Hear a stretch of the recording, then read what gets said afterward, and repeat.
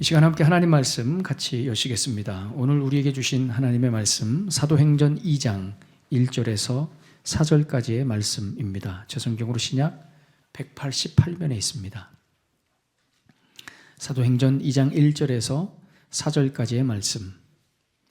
오순절날이 이미 이르매 그들이 다 같이 한 곳에 모였더니 후련히 하늘로부터 급하고 강한 바람 같은 소리가 있어 그들이 앉은 온 집에 가득하며 마치 불의 혀처럼 갈라지는 것들이 그들에게 보여 각 사람 위에 하나씩 임하여 있더니 그들이 다 성령의 충만함을 받고 성령이 말하게 하심을 따라 다른 언어들로 말하기를 시작하니라. 아멘.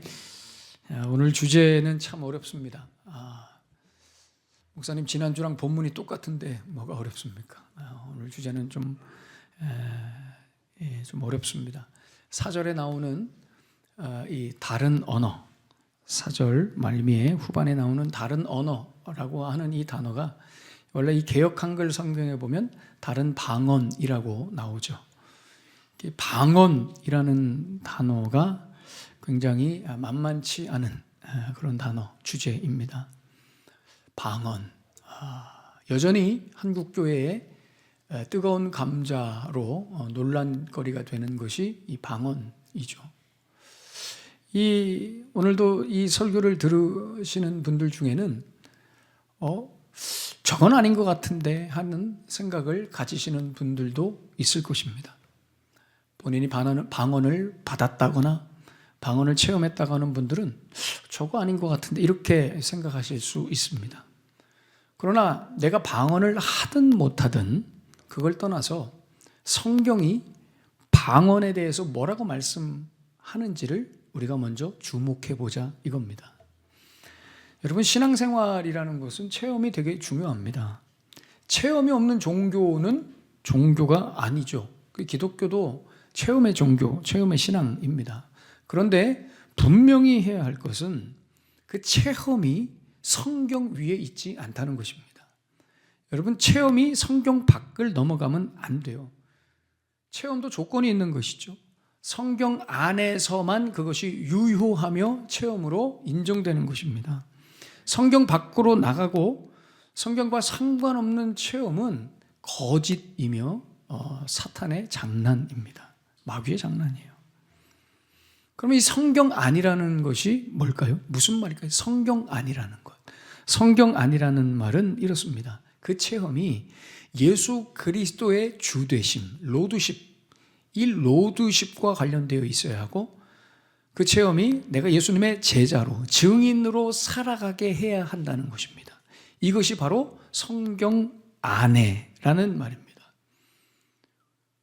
그 체험이 그저 이런 것과 상관없이 개인의 삶에만 연관돼 있어서 뭐 어떤 문제가 해결됐다거나 나아졌다거나 뭘 얻었다거나 뭘 할 수 있게 되었다는 것으로만 끝나면 그 체험은 하나님의 역사가 아니라 그저 개인이 경험한, 누구나 경험하는, 예수를 안 믿어도 경험하는 특이한 현상 중에 하나일 뿐입니다.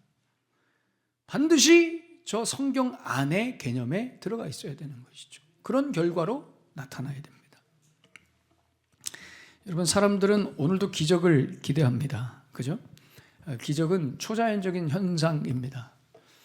지난번에도 한번 말씀드렸지만 제가 설교 준비를 마치고 교회를 나갈 때 지금 공사 중인 파리바게뜨 옆에 그 로또 가게는 문전성시를 이루어서 줄이 쫙 서 있습니다. 왜요? 기적을 기대합니다. 한 방을 기대하는 것이죠. 네.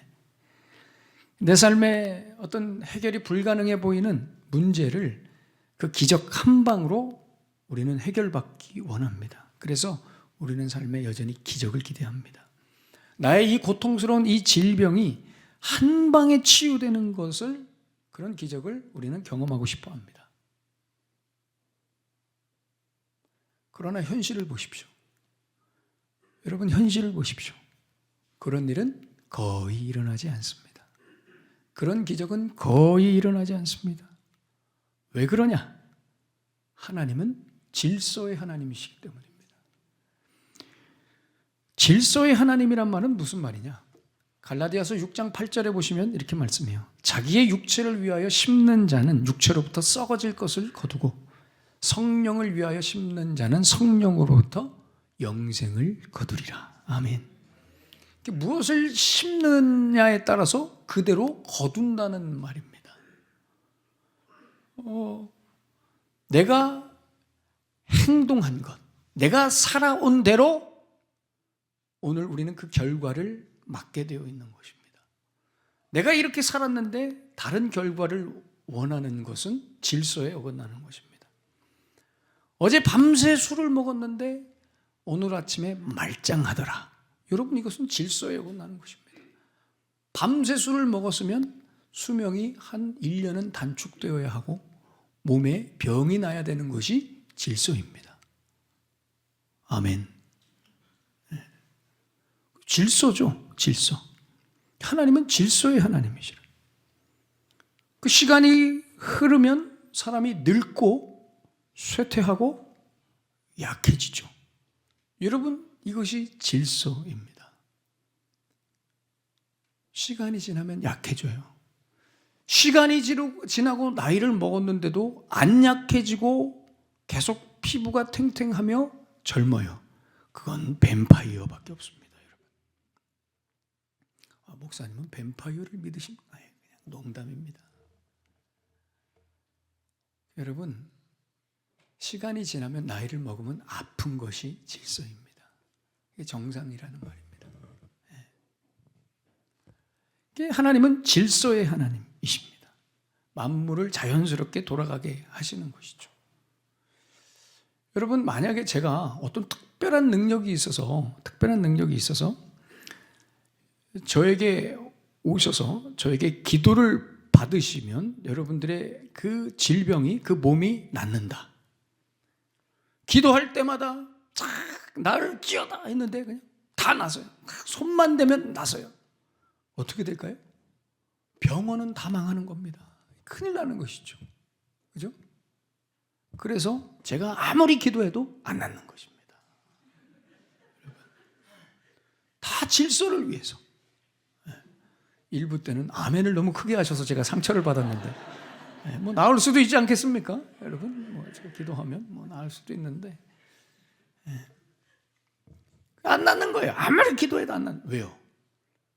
그러면은 병원은 문 닫아야 돼요. 다 여기 오지 않겠습니까? 간판을 바꿔야 됩니다. 교회가 아니라 병원으로. 그죠? 질서입니다. 그게 질서. 여러분, 여기서 이 기적이라는 것은 그래서 굉장히 특별한 거예요. 어느 순간 이 자연스러운 법칙을 깨죠. 자연스러움에서 벗어나는 겁니다. 만약에 하나님이 이 자연스러움을 깨는 어떤 특별한 기적을 주신다면 그것은 매우 이례적인 것입니다. 드문 일인 거예요, 그거는. 그렇다는 것은 그 이례적이고 드문 그 일에는 반드시 목적이 있습니다. 하나님의 특별한 목적이 있다는 거예요. 그 특별한 목적이 있을 때만 기적이 일어나는 것입니다. 생각해 보십시오. 맨날 기적이 일어나 봐요. 맨날 여러분 기적이, 자연을 거스르는 그런 기적이 여기저기서 하루에도 수백 건씩 일어나 봐요. 그럼 어떻게 되겠어요? 세상이 난리가 나는 거예요. 뒤죽박죽이 되는 것입니다. 무질서해지는 거예요. 그래서 하나님이 역사하시는 초자연적인 현상은 말 그대로 여러분 이례적인 것입니다. 특별한 목적이 아니면 나타나지 않습니다. 그 특별한 목적이 뭐라고요? 그렇습니다. 예수 그리스도의 주 되심과 예수를 따르는 제자된 증인된 삶으로 인도하기 위한 기적입니다. 그래서 여러분, 하나님이 우리에게 기적을 주실 때는요, 반드시 그런 결과로만 나타납니다. 그래서 주위에 여러분 기적을 경험하신 분들 보세요. 어떻게 삽니까? 평생 예수님 증거하며 삽니다. 하나님 위해서만 삽니다. 그런 기적을 경험했기 때문에 이례적인 것입니다. 제가 여러분들에게 이상한 질문 하나 할까요? 여러분, 하나님이 여러분들의 질병을 기적적으로 고쳐주길 원하십니까? 네. 아무도 아멘 안 하실 줄 알았어요. 저분들은 일부 때 하셨던 분들이. 일부 때도 아무도 대답 안 하셨어요. 아멘 하셔야죠. 여러분, 하나님이 여러분들의 질병을 고쳐주길 원하십니까? 아멘이잖아요. 그죠? 여기서 하나 더 질문 드려볼게요. 그러면 하나님이 왜 우리의 질병을 고쳐주셔야 될까요? 왜 우리의 질병을 고쳐주셔야 될까요? 왜 우리의 문제를 해결해 주셔야 될까요? 아니 목사님 왜라니요? 당연히 아프니까 고쳐주셔야죠. 건강하게 잘 살아야 되니까 고쳐주셔야죠. 그래서 안 된다는 겁니다. 단지 더 살아야 되기 때문에, 단지 아프지 말고 그저 건강한 인생을 살아야 되기 때문이라는 그런 명분으로 하나님이 자연 법칙을 깨지 않습니다. 목적이 분명하다. 그런 하등의 이유가 될 수 없습니다. 그런 것들은. 우리가 늘 오해하는 것은 이겁니다. 하나님이 그저 나를 위한, 내 인생을 위한 하나님이어야 된다고 생각하는 거예요. 예수님도 내 영혼과 내 인생을 위한 예수님이라 이렇게 생각합니다. 그래서 우리는 우리의 머릿속에 은연중에 이런 생각이 있어요. 아니 내가 이렇게 하나님 앞에 기도했는데, 내가 하나님 앞에 이렇게 헌신하고 이렇게 예배드리고 내가 이렇게 신앙생활을 오래 했는데 하나님은 그래도 가끔 한 번씩 이런 기적 저런 기적도 좀 보여주시고 해야지. 내가 하나님 앞에 이렇게 투자했는데, 내가 하나님 앞에 이렇게 애를 썼는데 어떻게 이런저런 베네핏 하나도 없이 뭐 나에게 아무런 혜택도 주지 않고 도대체 하나님은 살아계신 건가? 나를 위해 뭘 하느냐 말이에요. 이 신이. 에이 때려쳐. 하나님 믿어봐야 소용없단 말이에요. 이게 상당한 오해를 하고 있는 것입니다. 기독교에 대해서 아주 심각한 오해를 하고 있는 거예요. 여러분, 기독교는 그런 종교가 아닙니다. 나를 위한 하나님이 아닙니다. 나를 위한 예수님이 아닙니다. 하나님을 위한 나이고 예수를 위한 나입니다. 이게 거꾸로 된 거죠. 오늘 본문도 이런 식으로 이해를 하니까 문제가 됩니다. 성령이 왜 오셨느냐? 성령이 왜 모인 사람들에게 충만하게 임하였느냐? 정답은 방언하게 하려고, 이런 식으로 정해버린 것입니다. 단순히 성령이 방언하게 하려고, 사람으로 하여금 방언하게 하려고 성령 침례 임했었다는 거예요. 이렇게 공식을 만들어버렸어요. 도대체 방언이라는 것이 무엇인데, 방언이 무엇인데, 여기 4절에 나오는 다른 언어, 다른 방언이라는 것이 뭔데, 그거는 전혀 중요하지 않고 그저 신비한 은사, 비밀스러운 능력을 받아야 된다고 생각하는 거예요. 그래서 공식을 만들었죠. 성령 충만 침례 받아야 방언한다. 방언하지 못하면 성령 침례 받지 못한 것이고, 성령 침례 받지 못하면 구원받지 못한 것이다. 그래서 방언을 하지 못하면 구원받지 못한 것이다. 이런 회개망측한 말들을 하고 있습니다. 방언이라는 것을 무슨 영적인 수준이나 레벨을 결정하는 잣대로 생각하는 거예요. 이렇게 무식할 수 없습니다. 요즘 유튜브에 보면 이런 영상들이 차고 넘칩니다. 방언기도 할 수 있는 꿀팁 뭐 이런 거. 야 너도 방언할 수 있다. 이런 영상. 유창한 방언을 빠르고 쉽게 받을 수 있는 비법. 찾아보십시오, 여러분. 조회수도 어마어마합니다. 이게 참 이런, 심지어 이런 것도 있습니다. 랄랄라 방언과 따따따 방언의 차이, 이런 것도 있습니다. 여러분, 우리는 웃지만 저들에게는 매우 중요한 진리입니다. 심각한 진리입니다. 뭐라고 가르치는지 궁금해서 제가 들어가 봤어요. 랄랄라 방언과 따따따 방언의 차이. 그러니까 거기서 그분이, 가르치는 분이 이렇게 말해요. 랄랄라 방언은 초보자들이 처음 입문하는 방언이랍니다. 이 랄랄라 방언, 초보자들. 근데 이 랄랄라 방언은 고린도전서 14장 4절과 연관이 있대요. 14장 4절에 이렇게 말씀합니다. 방언을 말하는 자는 자기의 덕을 세우고 예언하는 자는 교회의 덕을 세우나니. 100번을 읽어봐도 무슨 연관이 있는지 도무지 모르겠습니다. 랄랄라와 저게 무슨 연관이 있는가 말이에요. 1도 모르겠습니다. 어느 정도 랄랄라 방언을 하면 그 다음 단계로 넘어가는데 그게 따따따라는 방언입니다. 도대체 이게 무슨 말인가 싶은 거예요. 여러분, 이 영상이 조회수가 44만입니다. 제 설교는 겨우 44회를 넘는데 이 44만 회입니다. 여러분, 이 영상이 랄랄라 방언과 따따따 방언의 차이를 설명하는. 아까 말씀드린 채널 영상 중에 유창한 방언을 빠르고 쉽게 받을 수 있는 비법이라는 영상이 있는데 이것도 궁금해서 제가 봤습니다. 어떻게 가르쳐 주냐면 사음절의 단어를 빨리 반복하라고 가르쳐 주고 실습하게 합니다. 근데 그것도 단어가 아무 단어나 하면 안 되고요. 첫 단어를 이걸로 해야 된대요. 카이로스. 그래서 카이로스 계속. 그 두 번째 단어도 있습니다. 두 번째 단어 바바디아. 그게 무슨 단어인지는 모르겠어요. 세 번째 단어는 할렐루야입니다. 할렐루야.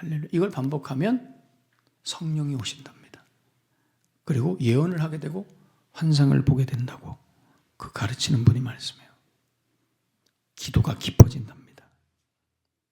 너무 재밌는 것은 여러분, 방언 기도를 가르치는 분들이 공통적으로 말씀하는 게 있어요. 왜 방언 기도를 해야 되느냐? 그분들의 말씀에 의하면 그래야 기도가 지루하지 않답니다. 기도를 길게 할 수 있답니다.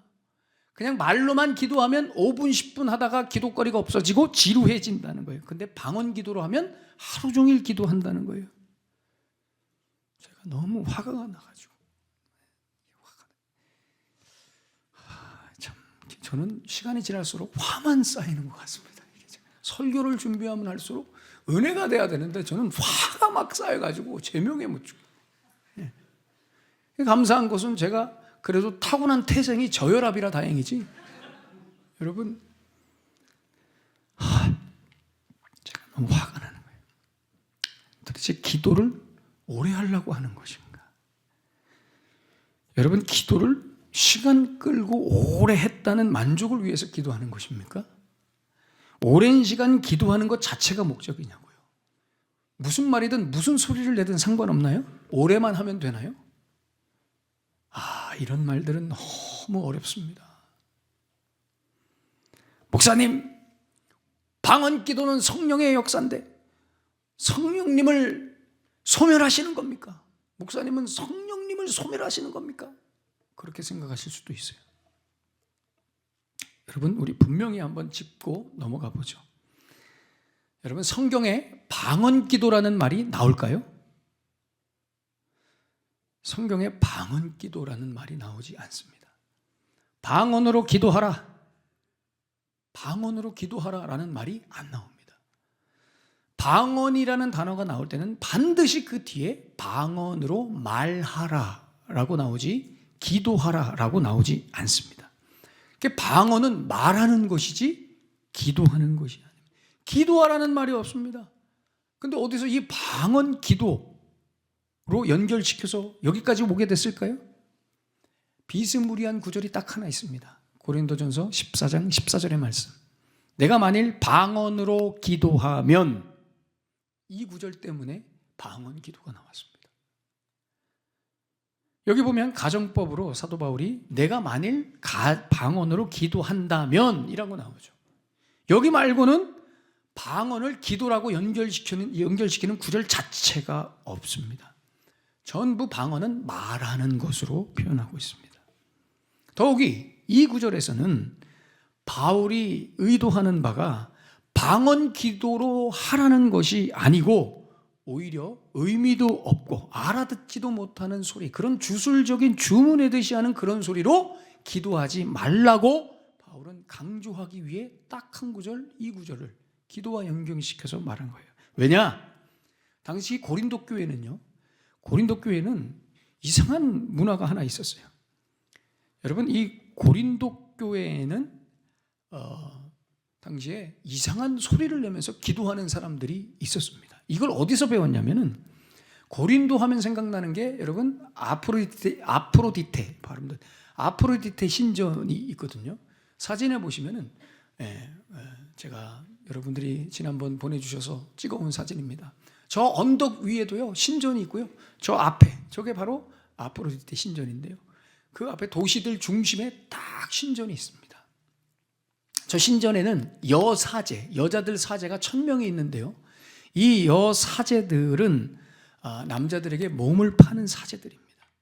이 여사제들이 음란한 종교의식을 할 때 무아지경에 빠지기 위해서 이상한 소리, 알아듣지 못하는 소리를 계속해서 반복해서 중얼거렸습니다. 뭔가 막 무아지경에 빠지는 것 같은 걸 보면서 당시 고린도 교회 성도들이 이걸 따라한 겁니다. 바울이 이걸 경고합니다. 그렇게 기도하지 마라. 여러분, 방언은요, 말하는 거지 기도하는 게 아닙니다. 말과 기도는 다릅니다. 여기서 방언을 말하라 했을 때는 랄레오라고 하는 동사를 썼고요. 기도는 여러분 프로세우케입니다. 완전히 다릅니다. 제가 다 찾아봤어요. 설마 혹시 이 랄레오, 말하다라고 하는 이 스피크라고 하는 단어가 기도하다라는 단어로 쓰였을까 하고 제가 신약성서의 용례를 다 찾아봤습니다. 총 297회가 랄레오라는 동사가 297회 쓰였는데 거기서 단 한 차례도 이 스피크라는 동사가 기도로 쓰이지 않았습니다. 그러니 말하다는 말하다고 기도하다는 기도하다예요. 그래서 오늘 본문 4절에 보시면 성도들이 성령 충만하여 방언 기도를 했다가 아니라 정확하게 말하면 다른 언어로 말했다. 다른 방언으로 말했다. 이렇게 되는 것입니다. 기존에 쓰던 언어가 아니라 다른 언어, 아더텅입니다. 아더텅. 자, 그럼 이제 본문 얘기를 좀 더 해보겠습니다. 여러분, 성령이 오순절에 갑자기 suddenly입니다. 갑자기 호련히 하늘로부터 임합니다. 내가 랄랄라 천번에서 오는 게 아니라 갑자기 호련히 하늘로부터 옵니다. 그런데 오실 때 어떤 형태로 오셨냐? 불의 혀처럼 오셨습니다. 여러분, 여기서 불의 혀라고 하는 이 혀라고 하는 단어가 글로사인데요. 이 단어가 우리 뒤에 아까 전에 4절 후반부에 나오는 다른 언어, 여기서 이 언어라고 하는 단어랑 동일한 단어입니다. 그래서 여러분, 성령의 불의 혀와 뒤에 나오는 다른 혀, 같은 단어입니다. 여러분, 이걸 이해하셔야 됩니다. 이걸. 그래서 여기에서 보여주는 그림은 무엇이냐? 성령이 불의 혀로 각 사람에게 임해서 그 사람들의 혀를 불태워서 이제 다른 혀를 갖게 하셨다. 이런 의미인 것입니다. 여러분, 불은 구약에서 특별히 심판을 의미하는 거예요. 그러니 이 성령의 불이 와서 사람들의 혀를 찢었다는 말이에요. 그래서 그 불로 혀를 찢어서 이제는 다른 혀를 갖게 했다. 이런 의미입니다. 그럼 여러분 왜 하필이면 혀일까요? 눈이 될 수도 있고 귀가 될 수도 있고 손발이 될 수 있는데 왜 하필이면 혀로 잡았을까요? 성령이 오셔서. 컨셉을 왜 혀로 잡았냔 말이에요. 왜 혀로 잡았어요? 그렇습니다. 증인이 되어야 되니까. 증인이 되어야 되니까. 예수가 그리스도이신 것을 이 사람들이 말해야 되니까.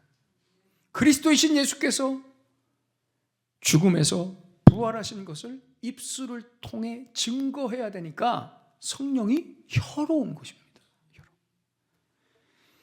그래서 여러분, 성령이 임하신 이유는 방언 기도하라고 임하신 것이 아니라 앞서서 우리가 강조했던 사도행전 1장 8절에 있는 말씀, 이 예수님이 약속하신 이 말씀을 이루시기 위해 오셨다는 겁니다.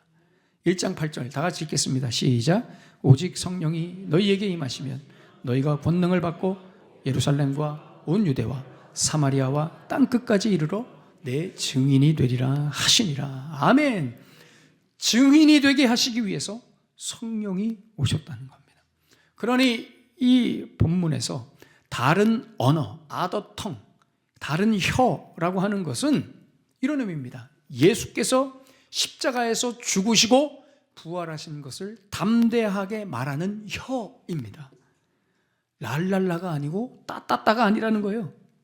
사람들에게 예수가 그리스도이심을, 예수님만이 내 죄를 용서하시는 하나님의 어린 양이심을 사람들 앞에서 자신 있게, 담대하게, 자랑스럽게 말할 수 있는 혀가 되었다는 것입니다.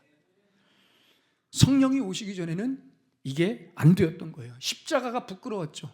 십자가를 전하려면 목숨을 걸어야 됐습니다. 내 것을 잃을 수 있어요. 십자가가 부끄러워. 예수가 부끄럽습니다. 누구한테 말하고 싶지 않습니다. 그런데 성령이 오셔서 내 혀를 불태우셔서 나도 모르게 새 혀를 주셔서 이제부터는 예수님을 말하게 됐다는 거예요. 부끄러움을 느낄 새도 없습니다. 성령이 오셔서 불의 혀로, 다른 혀로 바꿔주시면 부끄러움을 느낄 새도 없고 이익과 손해를 따질 새도 없습니다. 불로 지져진 이 혀가 내 생각과 감정의 통제를 벗어나 예수를 말하게 되었다는 것입니다. 이것이 여러분 성령이 임한 증거라는 것입니다. 출애굽기 3장에 보시면 모세가 하나님을 만난 스토리가 나옵니다. 어떻게 만나냐? 3장 2절에 보시면 여호와의 사자가 떨기나무 가운데로부터 나오는 불꽃 안에서 그에게 나타나시니라. 그가 보니 떨기나무에 불이 붙었으나, 여러분 하나님이 모세를 어떻게 만나주셨어요? 불로 만나주셨습니다. 왜요? 왜 불로 만나주셨어요? 모세를 태우는 것입니다. 그 입을 태우는 것입니다. 왜냐? 가서 하나님이 명령한 것을 바로에게 전해야 되니까. 내 백성을 풀어줘라 말이에요. 이걸 전해야 되니까 불로 만나주신 거예요. 똑같이. 그런데 여기에 대해서 모세가 이렇게 반응하죠. 출애굽기 4장 10절에 주께서 주의 종에게 명령하신 후에도 역시 그러하니, 빨간색 보세요. 나는 입이 뻣뻣하고 혀가 둔한 자입니다. 이렇게 얘기해요. 여러분, 혀가 둔하다는 말이 무슨, 말을 못하는 거예요? 언어에 장애가 있다는 거예요? 어떤 논리가 없다는 얘기예요? 모세가 혀가 둔하다, 이게 무슨 의미일까요? 말을 잘 못한다, 이런 의미가 절대 아닙니다. 왜냐하면 뒤에 사도행전 7장에 보시면 스데반이 설교하면서 모세를 언급할 때 이렇게 말합니다. 사도행전 7장 22절에 이렇게 말해요. 모세가 애굽 사람의 모든 지혜를 배워 그의 말과 하는 일들이 능하더라. 모세가 훌륭했다는 거예요. 말 언변 굉장히 탁월했다는 거예요. 근데 왜 오늘 모세는 이렇게 얘기했을까요? 자기 말 잘하면서 왜 이렇게 얘기했어요? 그렇습니다. 하나님이 명령하신, 하나님이 내게 주신 그 복음을 전하기에는 내가 지금 가지고 있는 이 입술로는 감당이 안 된다는 거예요. 내 입이, 이 혀가 반응을 안 한다는 거예요. 다른 건 반응을 잘해. 다른 거 얘기하라면 그냥 술술술 나오는데 그건 반응이 안 된다는 겁니다. 예전에 똑똑했던 내 혀, 잘났던 내 혀, 이걸로는 못하겠다 이거예요. 무슨 얘기냐? 한마디로 당신에 대해서 내가 확신이 없다는 겁니다. 하나님 당신에 대해서 내가 확신이 없습니다. 그래서 하나님이 그냥 확 불로 지져버린 것이죠. 그리고 말씀하십니다. 내가 너와 함께 하겠다. 가라. 이사야도 마찬가지입니다. 하나님 앞에 소명받을 때 어떤 장면이 나와요? 이사야 6장 6절에서 7절에 보시면 이렇게 말씀해요. 그때 스랍 중 하나가 부젓가락으로 제단에서 집은 바 핀 숯을 손에 가지고 내게서 날아와서 그것을 내게 입술에 대며, 여기서 숯은요 여러분 숯불을 의미합니다. 불이에요. 그 불을 입술에 댑니다. 이것이 내 입에 닿았으니 내 악이 제하여졌고 내 죄가 사하여졌느니라. 불로 입을 심판하신 겁니다. 왜요? 하나님 말씀을 전해야 되니까요. 예전의 입으로는 안 되는 거예요. 그래서 여러분 불로 심판받고 나서 이사야가 어떤 고백을 했는지 보세요. 뒤에 8절 너무나 유명한 구절이죠. 누가 우리를 위하여 갈고 하시니 그때 내가 이르되 내가 여기 있나이다. 나를 보내소서. 여러분 이사야의 이 고백이 제정신의 고백이 아닙니다. 그냥 바뀐 혀로 나도 모르게 나갔다고 저는 봅니다. 정리해보죠. 하나님이 왜 120명의 사람들을 모아놓고 성령을 보내셨을까요? 그렇습니다. 그 혀를 불로 지지시려고. 예전의 혀, 예전의 언어는 다 불로 지져서 새로워지게 하려고. 여러분, 예전의 언어, 예전의 혀가 뭐예요? 우리의 혀는 항상 무엇을 말해요? 이거죠. 뭘 먹지? 뭘 마시지? 뭘 입지? 어떻게 하면 성공하지? 어떻게 하면 가질 수 있지? 온통 내 몸, 내 인생, 나 하나 잘 먹고 잘 사는 것만을 위한 입이었고 언어였단 말이죠. 그걸 위해서 다른 사람들을 비난하고 정죄하고 공격하고 저주하는 그런 혀, 그런 입이었단 말이죠. 그런 입들, 그런 혀들을 다 성령이 와서 심판하시고 불러지져서 다른 혀를 갖게 하신 거예요. 이 다른 혀가 어떤 혀라고요? 그렇습니다. 예수를 말하는 혀입니다. 축복하는 혀입니다. 사랑을 고백하는 혀이고요. 소망을 말하는 혀입니다. 생명을 전하는 혀입니다. 이제 삶 속에서 그렇게 하라는 겁니다. 늘 내 자신에게 예수 그리스도를 선포하고 인식하고 다른 사람들에게 자랑스럽게 예수를 말하라. 그러라고 성령이 오셨다는 거예요. 무슨 랄랄라 하고 따따따 하라고 오신 게 아니라는 것이죠. 여러분, 우리가 교회로 모였죠. 우리는 교회로 모였습니다. 이 말은 우리는 이제 다른 혀로 전부 모인 사람들이라는 거예요. 옛날 혀를 가지고 모인 거 아니에요. 다른 혀.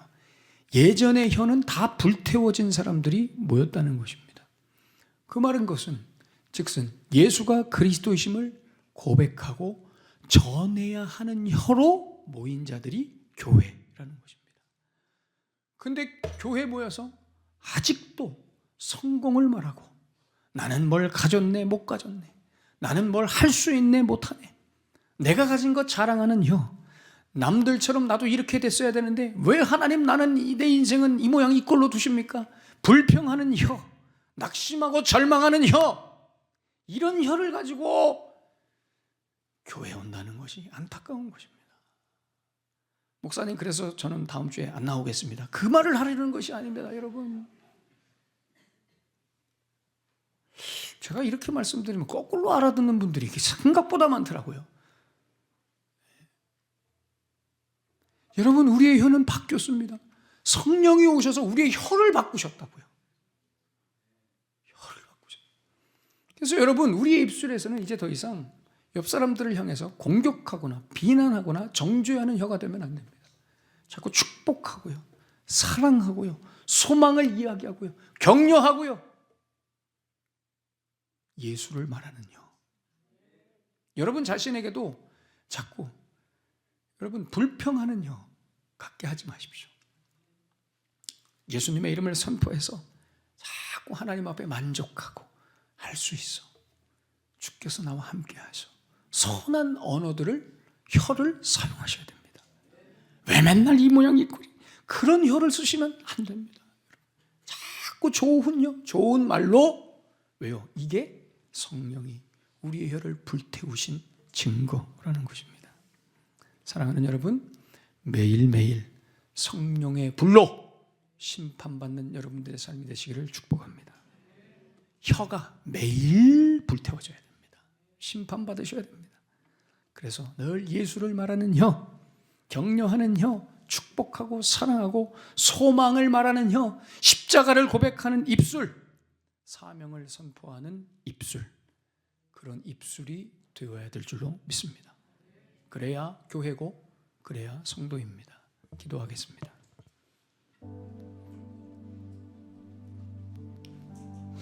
오늘 주신 말씀 가슴에 품으시면서 우리 뜨겁게 하나님 앞에 한번 기도하겠습니다. 성령이 왜 오셨는가? 어떻게, 어떤 모양으로 오셨는가? 혀로 오셨답니다. 그것도 불의 혀로. 왜요? 우리의 혀를 태우시기 위해서. 맨날 이 땅에 썩어질 것들만 이야기하는 우리의 혀, 비난하고 정죄하고 미워하고 공격하는 그런 혀, 그런 혀들을 다 태우시고 이제 예수를 말하는 혀로, 소망을 말하는 혀로, 축복과 사랑과 격려, 위로 말하는 혀로 바꿔주시려고 랄랄라 따따따가 아닙니다, 여러분. 기도할 때만 그렇게 하면 뭐합니까? 삶 속에서 예수를 증거하며 축복과 소망의 언어로 말하고 있느냐 말이에요. 성령께서 그렇게 오셨습니다. 한번 결단하십시다. 거룩하신 성령이여, 나에게도 임하신 줄로 믿습니다. 나의 혀를, 부정한 나의 혀를 태우신 줄로 믿습니다. 변화된 혀로 살아가게 하여 주시옵소서. 축복하게 하시고 소망을 말하게 하시고 무엇보다 예수를 말하게 하여 주시옵소서. 안 된다 안 된다 안 된다 할 때 주 안에서 할 수 있습니다. 할 수 있습니다. 고백할 수 있도록 그런 복된 혀가 되게 하여 주시옵소서. 오늘 주신 말씀 가슴에 품으시면서 우리 뜨겁게 한번 기도하겠습니다. 살아계신 하나님 아버지 감사합니다. 오늘도 말씀으로 통하여 다시 한번 도전하게 하시니 감사합니다. 결단하게 하시니 감사합니다. 주여 은혜를 내려주시옵소서. 주여 은혜를 내려주시옵소서. 하나님 아버지, 우리의 마음을 새롭게 하여 주시옵소서. 하나님이 세상을 이처럼 사랑하사 독생자를 주셨으니 주를 믿는 자마다 멸망치 않고 영생을 얻게 하려 하십니다. 그 생명의 복음을 증거하는 혀와 입술이 되게 하여 주시옵소서. 하나님, 하나님, 나의 삶이 달라지게 하여 주시옵소서. 주님, 주님, 주님. 하나님 감사합니다. 오 감사합니다. 하나님 감사합니다. 하나님 오늘 주신 말씀 가슴에 품고 다시 우리가 도전하겠습니다. 성령이 나에게 오신 것은 나의 혀를 불태우시기 위함입니다. 이제 우리는 성령께서 새롭게 하신 혀를 가진 사람들입니다. 이제 우리의 입술에서 우리는 예수를 말할 수 있고 소망을 말할 수 있으며 축복과 격려, 생명을 이야기할 수 있습니다. 하나님, 그렇게 살아갈 수 있도록, 그런 입술이 될 수 있도록, 그런 혀들이 될 수 있도록 은혜를 내려주시고 붙들어 주시고 긍휼히 여겨주시고 인도하여 주시옵소서. 예수님의 이름으로 축복하며 기도하옵나이다. 아멘. 이 시간 다 같이 자리에서 일어나셔서 귀한 예물 하나님 앞에 올려드리시면서